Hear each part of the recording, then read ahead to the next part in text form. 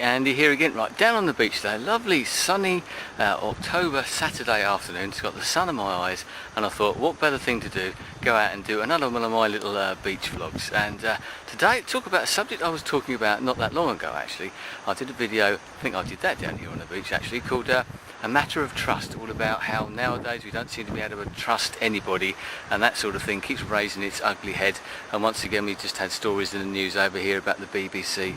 The controller of BBC One has resigned because of inaccuracies that were done in a film about the Queen, etc. The editing and that sort of thing that I talked about in that video. Don't really want to go over and about that again, but I said there may well be a follow-up. And reading the paper today, Marion Jones, the American sprinter who won, I think it was 5 medals at the Sydney Olympics in 2000. She won sort of 2 or 3 golds and a couple of bronzes or something like that. Now, right the way throughout her career, and also especially after that sort of sudden burst of fame and what's followed afterwards, she's been suspected of doping offences, shall we say. And she's always consistently denied them. Her husband at the time, Mr. Hunter, I believe his name was, a shot putter, something like that, and he was found to be using steroids or something, and she did this tearful sort of news conference where she was standing by him, etc., and protesting her innocence. She wasn't affected in any way whatsoever by this. She's also been implicated in other things that were going on in San Francisco with the lab over there that was supplying steroids and drugs to lots of other people who've been caught. And all this time she's actually said that she had nothing, there was nothing.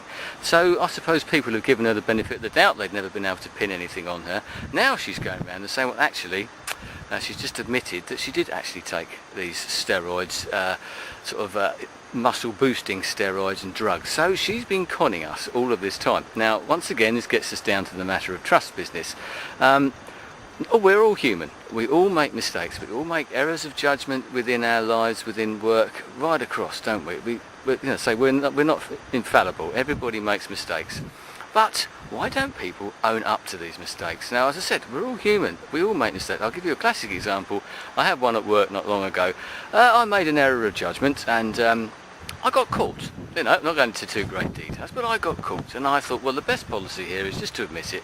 So my boss, I had a chat with my boss, and he said, what's the story, Andy? Probably expecting me to tell him a great load of old rubbish. And I said, well, I ballsed it up. I made a mistake. I made an error of judgment.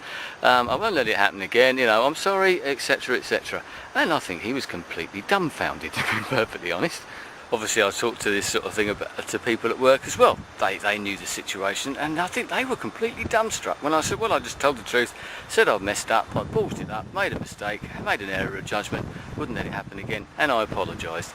None of this squirming and none of that sort of thing. To me, that seemed to be the obvious thing to do. Now, I'm a manager in myself at work, so I have to deal with people, and I get situations, as I'm sure you can relate to as well, in life. It doesn't matter whether it could be your kids, it could be a friend who's lied to you, and you find out actually that they are lying. They're telling you, spinning these yarns, telling you all these stupid stories, when the easiest way around it would just be to hold their hand up and say, oh, okay, yeah, sorry, you've caught me, I admit it. Now, from my point of view, as an ordinary human being, as a manager, as a parent, etc., if you admit your mistakes to me straight away, I don't really care sometimes how serious they are. There are limits, obviously, but if you tell me straight away, look, I'm sorry, Dad, Andy, whatever it might be, that I've messed this up, it was me, I did do this, I will look at that, and that's sort of an admission of guilt. It's used in the court of law. If you admit your guilt, usually you're looked at in a better light, and I think we would all do that all the time. But with the Marion Jones incident, with loads of other incidents, that's just one that springs to mind because I read about it today. There are loads more that you can think of, I'm very, very sure. It comes back to that old thing with her. It's down to money again, isn't it? And that could translate into work, that could translate into life generally. With all the sportsmen and all this sort of thing, the entertainment world, etc., etc., people cheat because if they get caught out, and if they admit that they were at fault, and they're caught lying or whatever, it's their livelihood that goes down the drain. It's money.